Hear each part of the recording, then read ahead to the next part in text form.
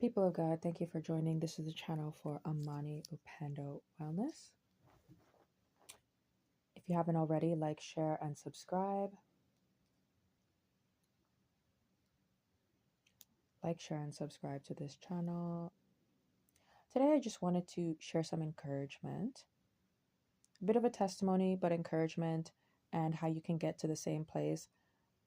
This message is titled, How I Achieved Wellness. How I Achieved Wellness. Now, obviously, by now, as a follower, you know that I am a wellness coach. I'm a Christian wellness coach. And how I achieved wellness, no, number one, is that I overcame a lot of like, I would describe it as narcissistic abuse. And the narcissistic abuse is also something that I've done a few courses on, and you can find that on my website. But yeah, the narcissistic abuse is definitely something that I overcame. And that is not just, when it comes to, one-on-one relationships or friendships, but that's also corporately and also in like support systems and things like that. So how I achieved wellness 100% was in that place. 100% I achieved wellness by overcoming these systems that were truly trying to control me, or I guess maybe overpower me, or however you want to put that. And that is how for me that I got to this place where I said wellness. Now, what does well I would lead into the next topic by saying this. How I another way that I really started the process of learning what I needed to overcome was first understanding what wellness means to me. And I would suggest that you take a moment and sit down and really ponder this. And this is something that I found is really important. Ask yourself, what does wellness mean to me? What does wellness mean to me? And after sitting down and really focusing on that, this is connected, as I mentioned, to how I achieved wellness. After really sitting down and focusing on that, I came to the understanding that, in my opinion, wellness is being able to function at your personal best. Wellness to me means that you are able to function at your personal best. Now, functioning at your personal best is not based off of an ability. It's not based off of your abilities. It's based off of resources, in my opinion. In my opinion, I believe that if you are trying to function at your personal best, you are also going to have the liberty to access resources, seek out resources, and have and utilize those resources. As an example, you might be, you could have two students in your class, and both students struggle with their reading, and they both struggle with their reading, and they kind of get bullied up for that. And they get a hard time by the other students and the other staff because, they both struggle with their reading. One of them is just left to deal with the reality that he sucks at reading, and the other one is given the resource, and he's given the resources and options to either do, little Coursera courses, or, Saturday school, or tutoring, and, those are resources. And so with that kind of a scenario, which one of those students do you believe would potentially get better at his reading abilities? It's going to be the second student. Because why? Because he's being given the opportunity to function at his personal best through those resources, right? Because at that point, they both have what they both have in common is struggling with their reading. But the second student is being given the resources, and that is what's going to enable them to that is what's going to enable them to function at their personal best. These are all my opinions, and really and truly I feel that that's how I began to seek ways to achieve that wellness, and that's what wellness means to me. Being able to function at your personal best. When you function at your personal best, you feel healthier, you feel more competent, you feel better about yourself. When there are things in your life, or even personal things, like in the example with those students struggling with their reading, when you're struggling with your reading, you just feel bad, you just feel pulled back, you feel delayed, you feel withdrawn, you feel not connected to your environment because you can't even read like the other students. There are just many factors that play in that hinder you from really being connected to your wellness. So that's what wellness means to me. Now, how can you achieve wellness? And this is the last bit, and we'll just wrap it up. How can you achieve wellness? In my opinion, number one is first 100% your support systems. 100%, it has to be your support systems. Um, because the support systems really make or break you. Support systems are going to be there for you, when you're struggling. The support systems are also a form of a resource, right? If just like with that example of those two students struggling with reading, if they had good support systems, that's also a way for them to learn how to read better and be more confident readers, right? If they had a group of friends, or just the support system on any level that could literally do their job, what is support them, right? Whether it be their own tutoring or little extra help or explanations, things like that, that's also going to encourage and enable them to truly achieve their wellness. But understand, even though support systems are important, it doesn't negate the reality that you have to make the right choices. You can have all the good friends, you can have all the extra tutoring, but if you can't make the right choices, you're still going to struggle in life. But just to be clear on that. But yeah, for sure, support systems are important. For example, in the Bible, Joseph, we read in the Bible and we know that Joseph was so Joseph is really and truly an example of that support systems, and how those support systems can be empowering, because you know from the story, if you know anything about Joseph, his brothers hated him. And he also came from a lineage of a lot of like sibling rivalry. So Joseph struggled with having, as the youngest son, or one of the younger ones anyways, I believe he was the youngest, he struggled having support systems.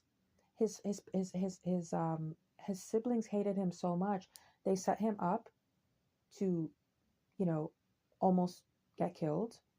They sold him into slavery. He ended up working as a slave. Then he was sent into prison. And then after that, he was redeemed. All of that could have, although in his story, yes, it was a part of his destiny and a part of what God was calling him to do. You can imagine how much more different his life would be and without struggle if he just had those support systems, right? But as I mentioned also, he still had to make the right choices, because while he was in Potiphar's house, as we know, she tried to solicit him to sleep with him. She wanted him to push, if he was some younger guy, here she was a cougar and she wanted to be with him. And she tried to solicit him. Now, he still had to make the right choices.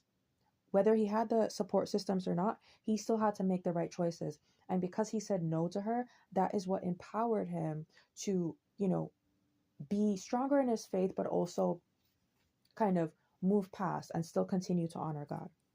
Number two, focus on functioning at your best. As we've already discussed, functioning at your personal best is really what's going to empower you and help you to truly do better and do more in your life. Seek out resources, seek out opportunities to help yourself. And that is really going to empower you to function at your personal best. Focus on functioning at your personal best. Don't compare yourself. Don't look at, other people and say, oh, well, the grass is greener over there. Focus on your personal best. Focus on achieving that, even if you don't know what that is today, and run with it. Get organized. Number three. Number three on how you can achieve wellness, get organized. Whether it be a calendar, planner, whether it be any kind of a resource that you need, get yourself organized. Come up with a daily routine, a daily schedule, and things like that. And you will see many changes in your life. So, yeah, 100% getting organized. That's just a general life skill that can help you. But especially when it comes to your wellness, maybe spring cleaning, those types of behaviors, things like that, just getting organized, it will help you. Now, number four is being flexible. Now, this one is really special to me because this is something that, like, for a very long time, I personally would not have understood this revelation. But I recently had this revelation that, you know what, flexibility, just as much as organization, flexibility is also very important. And to illustrate flexibility, I would, really give the example of Abraham. Now, Abraham in the Bible was chosen by God. He's also like the grandfather of Israel, right? And God had told him to go to the mountain and sacrifice his son. Now, with that being said, you can imagine what would have happened if he wasn't flexible. Because although God spoke to him and told him to go, God also spoke a second time and said, "Don't sacrifice him. There's a ram," and pointed it out to him.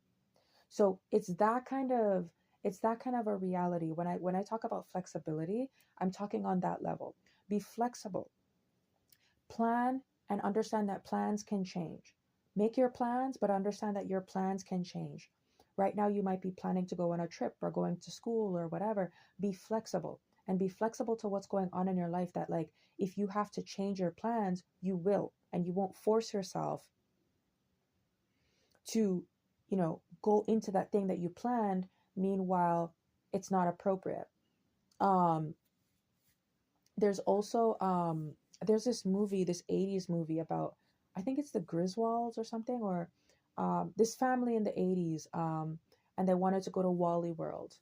I can't remember the name or something. The Griswolds go to Wally World, something like that. Anyways, long story short, on their way to Wally World, every single bad thing that could happen happened. Like, first of all, their car, there was an issue with their car. Then they had to trade it in for another car, which was busted. Then the car got robbed. Then they had to take a pit stop.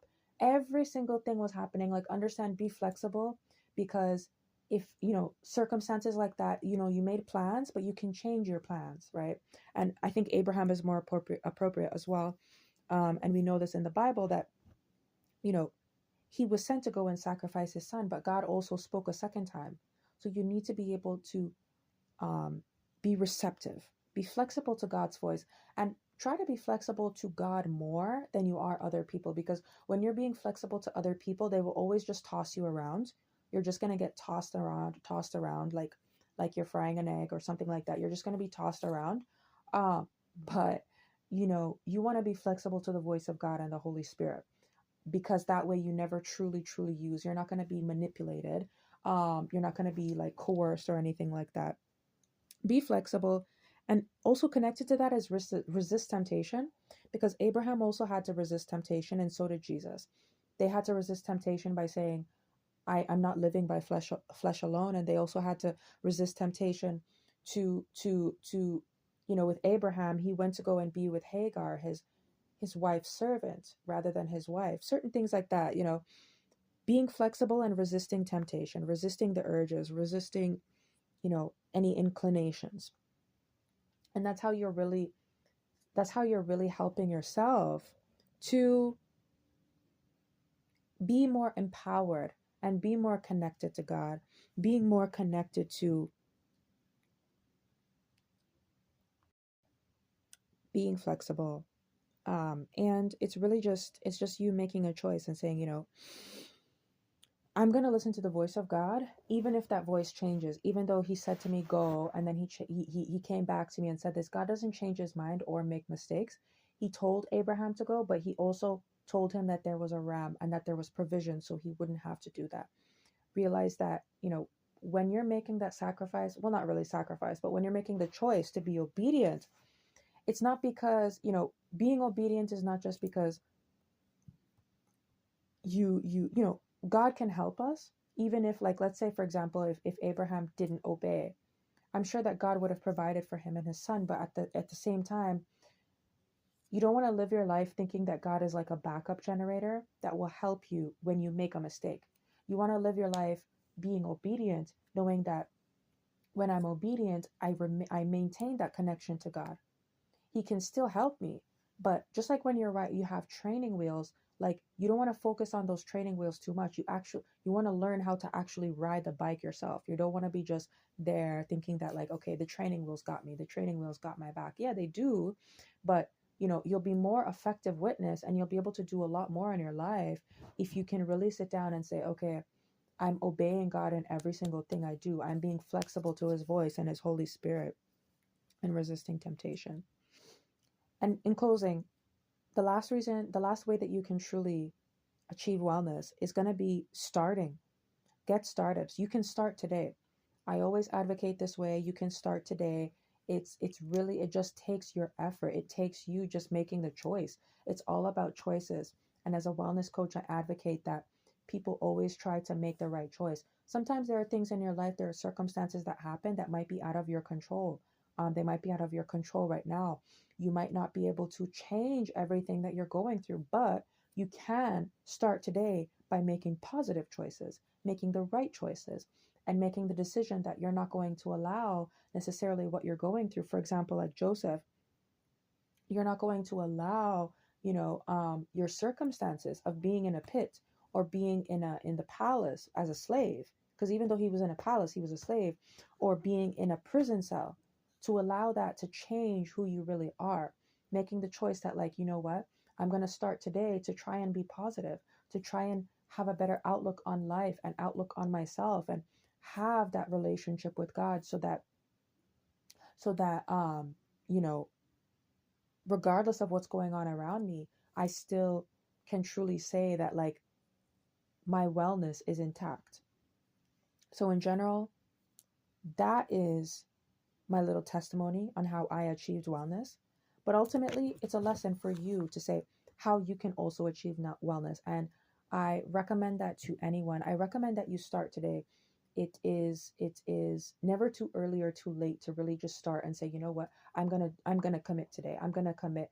Use those steps that I gave you, those 5 or 6 steps that I gave you. That's really how you're gonna achieve wellness. And always focus on just functioning at your personal best. With that being said, that is the lesson for today. Like, share, and subscribe.